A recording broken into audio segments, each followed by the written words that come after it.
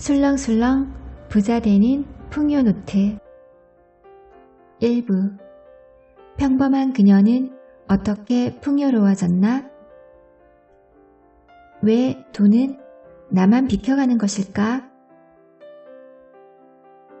사람들이 빈곤층에서 벗어나게 되는 4가지 요인은 다음과 같다.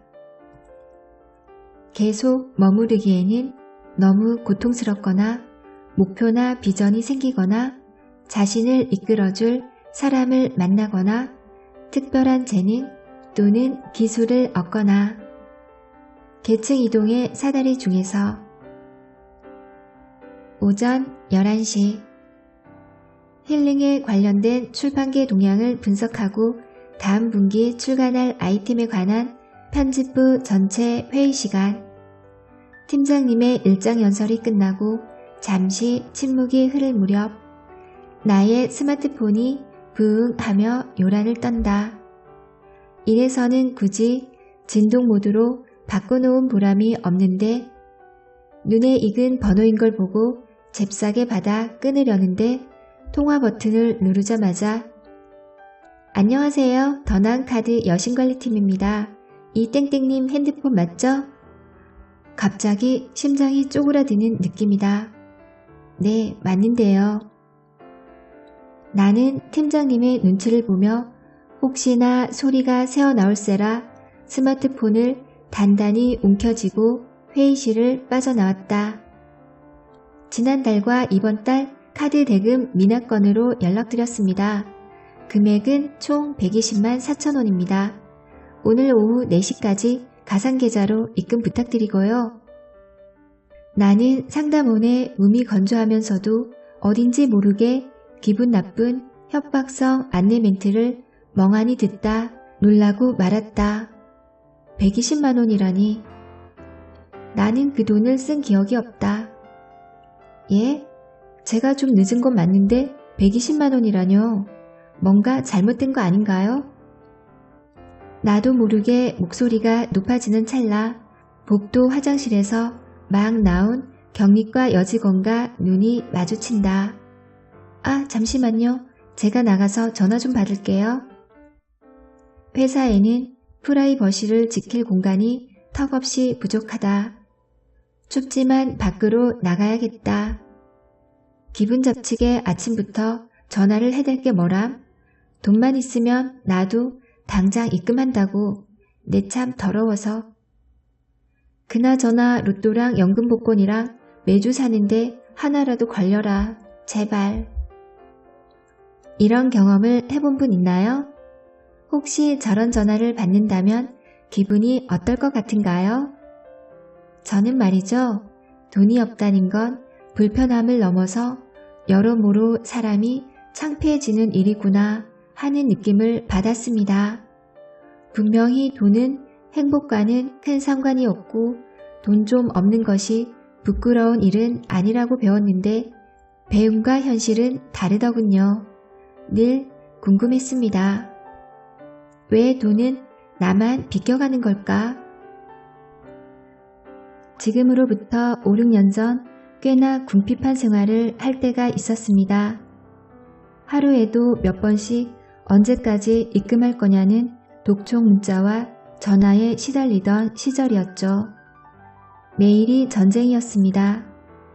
작은 오피스텔을 얻어 자취를 시작했는데 매달 월세에 관리비, 생활비, 카드값으로 월급이 항상 모자랐죠. 심지어 단돈 몇만 원짜리 적금도 하나 없었습니다. 통장은 늘 마이너스였고요. 게다가 나중에는 새든 오피스텔이 경매에 넘어가게 되어서 독립할 때 아버지, 잘 돼서 나중에 갚을게요. 약속드리며 손 벌려 얻은 보증금마저 홀랑 날릴 지경이 되었습니다. 뜻하지 않게 회사에서 잘리고 몇 달 백수로 지낼 때는 문자 메시지에 낚여 제 2금융권에서 연 39%가 넘는 고리 대출을 받아 쓴 적도 있고요. 사정이 이렇다 보니 매사에 의욕이 없고 남의 눈치를 살피는 버릇이 생겼습니다. 간혹 친구로부터 만나자는 연락이 와도 이런저런 핑계를 대며 피하기 일쑤였어요. 나도 모르게 시내에서 친구들 한번 만나려면 돈이 얼마가 깨진다는 계산을 하다 보니 그렇게 된 것이었죠. 데이트 중에도 늘 돈 타령하는 저를 달래느라 남자친구도 애를 먹는 경우가 많았습니다. 30대 중반에 여전히 출판사 일개 직원이었던 저는 앞으로 어떻게 살아야 하나 늘 미래가 걱정되고 불안했습니다. TV에 재벌들이 나오면 속으로 육두문자를 날리곤 했습니다. 내 돈을 다 긁어간 악덕 기업가들이야. 저는 의식하지 못했지만 그렇게 삐뚤어진 생각으로 가득 차 있었습니다. 돈이 없으면 사랑은 삐뚤어진다. 일본의 후쿠모토 노부유키라는 만화가가 그린 도박 묵시록 카이지라는 작품이 있습니다. 국내의 번역 출판도 된 이른바 도박 만화로 꽤 유명한 작품입니다. 간략히 설명을 드리면 주인공 카이지는 오랫동안 백수입니다. 하루하루 희망 없이 살고 있습니다. 지나가는 벤츠를 보면 타이어에 펑크를 내고 엠블럼을 훔치는 등 질 나쁜 장난으로 시간을 보냅니다. 그러던 어느 날 조폭이 찾아옵니다. 카이지가 보증을 선 친구가 잠적했으니 카이지더러 대신 갚으라는데 사채라서 어마어마한 금액인 거죠. 카이지가 도저히 갚을 수 없는 금액이라고 하자 조폭 사채업자는 빚을 단번에 갚을 수 있는 내기에 참여하라고 카이지를 꼬드깁니다. 아래는 사채업자의 대사입니다. 네가 지금 왜 그런 꼴이 됐는지 알겠나? 돈을 잡지 못했기 때문이야. 돈을 잡지 못했기 때문에 매일이 리얼하지 않은 거야. 머리에 안개가 낀 것처럼. 농구 골대는 적당한 높이에 있기 때문에 모두 슛 연습을 하지. 그게 만약 100m 상공에 있다고 해봐. 아무도 던지려 하지 않을걸? 지금의 네가 그래. 닿지도 않은 골대에 쟁절머리가 난 거야. 매일 여러 가지 물건을 보긴 하지만 전부 쇼윈도 너머에 있어. 너는 도저히 손댈 수가 없지. 바로 그 스트레스가 내게서 패기를 빨아들이고 똑바른 마음을 죽여가는 거야. 너 외제차에다 못된 장난을 했지? 그게 바로 그 전형적인 표현이야. 너는 벤츠를 갖고 싶어 하면서도 적당히 자신의 물건으로 만들려는 생각은 하지 않아. 처음부터 포기하고 마침내 치사한 장난이나 하고 다니지. 네가 지금 만약 1000만엔을 갖고 있다면 그런 못된 장난은 안 할걸? 이번 일도 그래. 나는 몇 번만 이기면 몇천만엔을 가질 수 있다고 말하는데도 너는 그쪽에는 관심을 보이지 않아.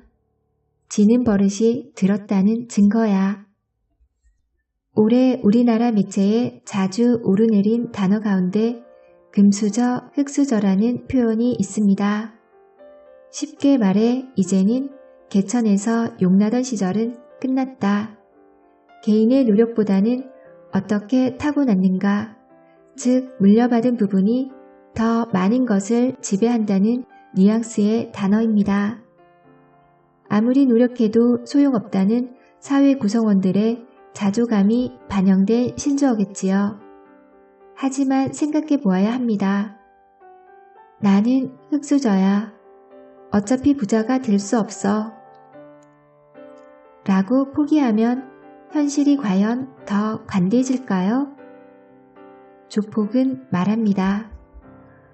기회가 있다는데도 관심을 보이지 않는 너는 지는 버릇이 들었다는 증거다. 적당한 가난은 한 사람을 발전하게 만드는 자극제가 되지만 헤어날 수 없는 빈곤은 인간을 무기력하고 악하게 만듭니다.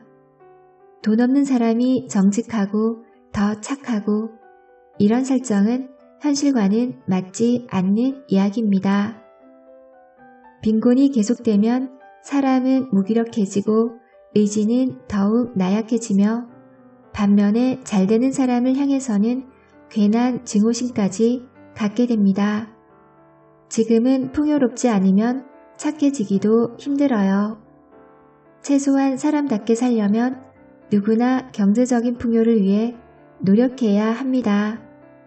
바꿔 말하면 풍요는 선택이 아니라 필수라는 것입니다.